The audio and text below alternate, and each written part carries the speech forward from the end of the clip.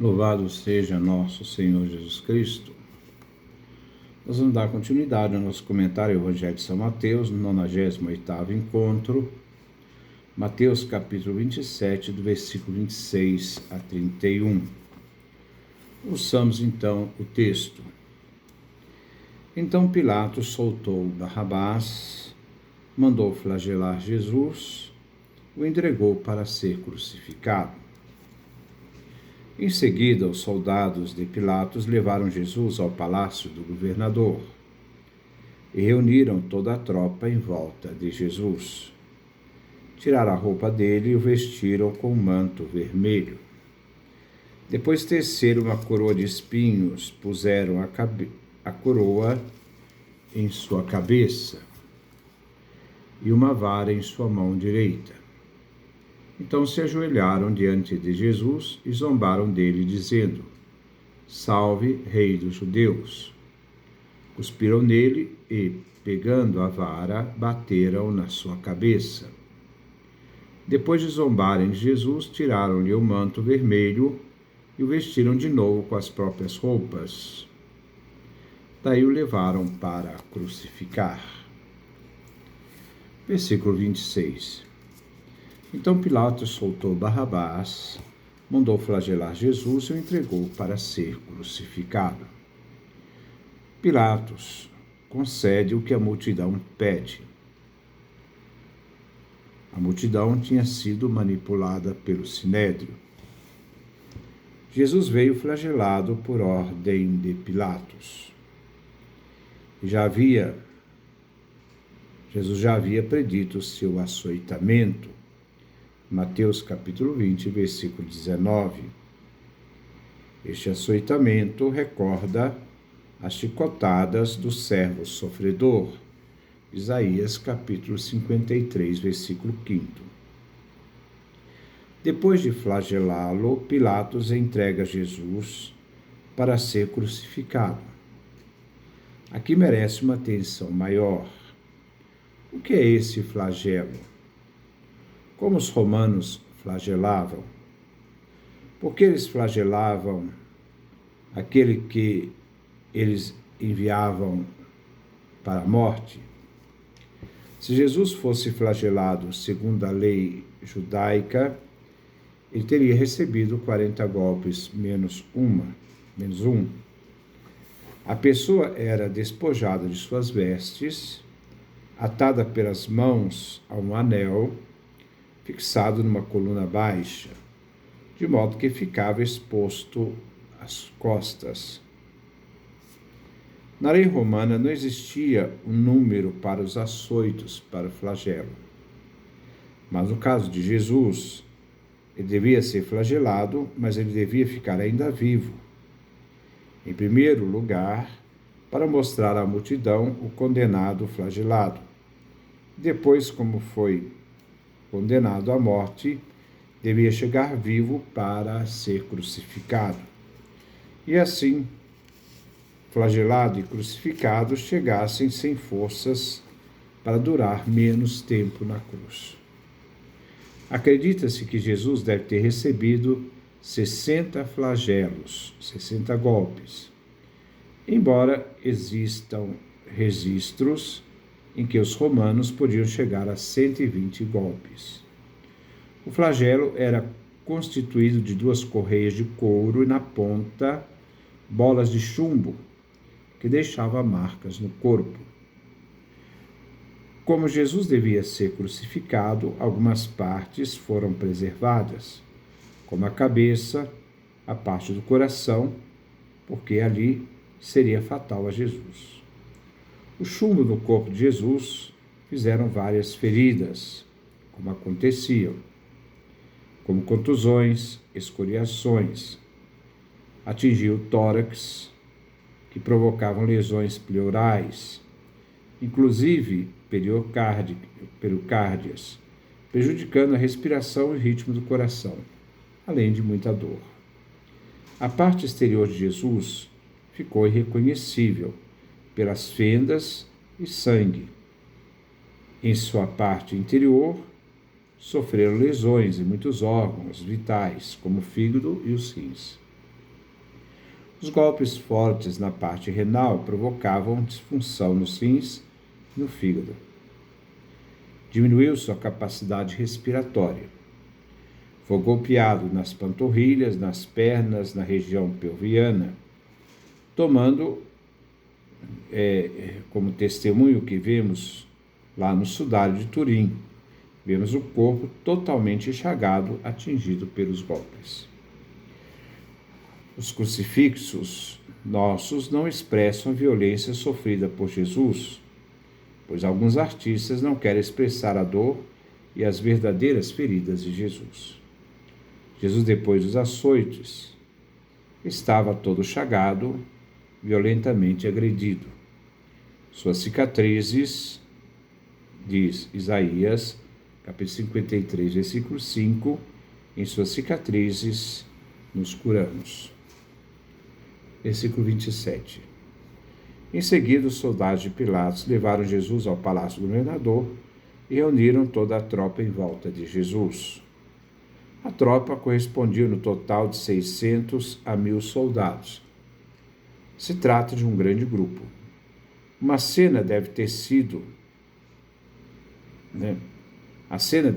assustadora. Toda a tropa se reúne para que a cena se torne um espetáculo. Zombando do rei dos judeus. Os romanos dominadores fazem sentir seu poder, humilhando o rei dos judeus. Versículo 28. Tiraram a roupa dele, vestiram com um manto vermelho. Manto vermelho. Também, isso aqui se refere ao manto real. Existem umas variantes que falam de manto branco. E o manto branco representa uma veste esplêndida, resplandecente. A cor branca também significava nobreza, alegria, pureza. Por isso as vestes essênios eram brancas. Quando as pessoas vinham acusadas, elas tinham de comparecer diante do sinédrio de preto. Também existem autores que fundam suas opiniões na passagem de Políbio, sua história, livro 10º, capítulo 4 e 8, no livro 10º, capítulo 5º, que equivale a uma toga branca, e não tem a ver com a realeza de Jesus, mas a inocência do prisioneiro, ou uma toga brilhante. Se trata de soldados e não de legionários imperiais. Aqui os soldados são tropas auxiliares da região sírio-palestina, e muitos eram anti-judeus. Versículo 29. Depois teceram uma coroa de espinhos, puseram a coroa em sua cabeça e uma vara na mão direita. Então se ajoelharam diante de Jesus e zombavam dele, dizendo: Salve, Rei dos Judeus. A coroa de espinhos. Jesus foi entregue para ser crucificado. Pilatos o entregou para os soldados, para a alegria e satisfação do sinédrio, que com júbilo celebra a morte de Jesus, sua condenação, mas antes de tudo, se alegram com a flagelação. Na Palestina havia numerosas plantas com espinhos. Essas plantas espinhosas aparecem como maldição que segue a transgressão de Adão, conforme Gênesis capítulo 3, versículo 18. A planta empregada para fazer a coroa de Jesus recebe nos evangelhos o nome de acantá, que se traduz planta de espinhos somente. Os soldados traçam uma coroa de espinhos com materiais do lugar. Não se pode identificar a espécie de planta, visto que o evangelista somente se refere à expressão planta de espinhos. Provavelmente os soldados pegam essas plantas de espinho seco que tinham no pretório, que usavam para alimentar o fogo durante a noite. Fizeram a coroa a fim de aplicar a Jesus um tormento maior. Se avaliarmos a coroa de espinho no Sudário de Turim, A coroa cobriu toda a cabeça de Jesus, né, como um aro, ocupando toda a cabeça, onde se encontra no sudário mais de 60 feridas pelos espinhos. Nesta coroação, que aconteceu no pátio interior do corpo da guarda, deveriam haver mais ou menos 50 pessoas. A vara na mão direita de Jesus, um caniço, que vem colocado na cena para intensificar o aspecto grotesco. O caniço era um falso cetro, que era símbolo de poder. O caniço, a cana, era usada para castigar os desobedientes, e aqui é usado para o escárnio de soldados, chamando Jesus de Rei dos Judeus. A cena quer revelar o tema de Jesus Rei, que agora vem zombado pelos soldados, colocando Jesus numa situação vergonhosa para o ferir moralmente, tentando destruir assim sua dignidade. O ajoelhar dos soldados é uma encenação feita, é uma cerimônia de prostração que vem acompanhada de uma aclamação: Salve, Rei dos Judeus. Jesus é rejeitado como Messias esperado por Israel e por isso rejeitado.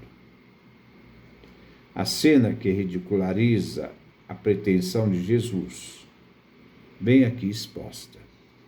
Mas Jesus revela-se como Messias enviado por Deus e que não foi poupado da degradação. Jesus se encontra indefeso para julgar Israel, rejeitando qualquer esperança messiânica. Qualquer esperança triunfalista de um Cristo possuidor de poderes humanos. Versículo 30. Cuspiram nele e, pegando a vara, bateram na sua cabeça. A vara que os soldados haviam colocado nas mãos de Jesus para poder zombar de Jesus deveria ter sido uma vara conhecida como Arundodonax, cana comum, que crescia na Palestina e que pode chegar de 5 a 6 metros de altura. Os soldados dirigiram suas zombarias, tratando Jesus como louco em sua pretensão de ser rei dos judeus, porque é a razão por que ele foi condenado. Ao colocar a vara nas mãos de Jesus, essas mãos que deveriam estar amarradas, quer significar um cetro real.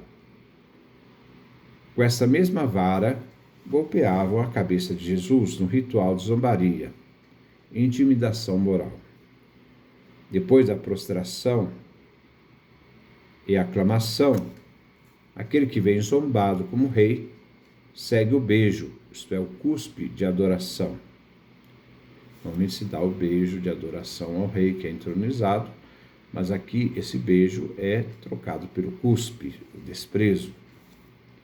Adorar significa beijar, levar à boca,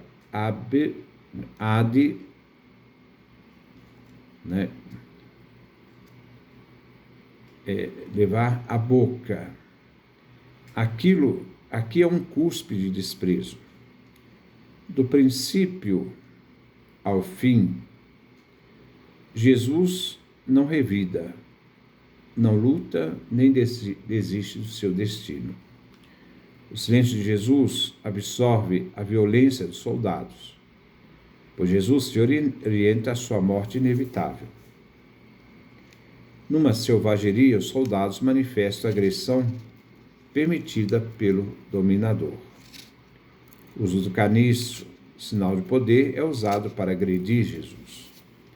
Atos de violência, selvageria e de força, para poder desmoralizar o condenado, humilhando-o. Os golpes da cana substituem a saudação. Versículo 31. Depois de zombar de Jesus, tiraram-lhe o manto vermelho e vestiram de novo com as próprias roupas dele. Daí o levaram para ser crucificado. Vemos nessa narrativa a estupidez do mal. Jesus é despojado do manto vermelho que foi colocado pelos soldados.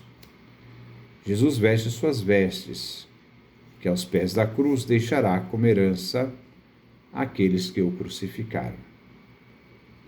Depois da coroação, Jesus é levado para ser entronizado em seu trono, a cruz. Seu trono está no Calvário, na cruz. As roupas principais do judeu eram as túnicas sustentadas por um cinto e depois o manto. Aqui se diz que Jesus veio despojado do manto púrpura e vem colocado sua própria roupa em cima do corpo todo chagado. Com as próprias roupas, Jesus é levado para ser crucificado. A crucifixão não era uma morte nobre. No mundo romano, era um modo severo de morrer por tortura. Era reservado aos escravos e qualquer pessoa que ameaçava o Império Romano. Também os oficiais do exército que traíam Roma. A crucifixão romana está dentro de um contexto da política imperial romana. O fato de Jesus ter sido flagelado revela que isto fazia parte do processo romano de crucifixão. A crucifixão era um processo final de tortura iniciado na flagelação, que representava a forma de degradar, cada vez mais humilhar a própria vítima. Depois nós damos continuidade. Que Deus nos dê a sua graça, a sua bênção, a sua face resplandeça sobre nós.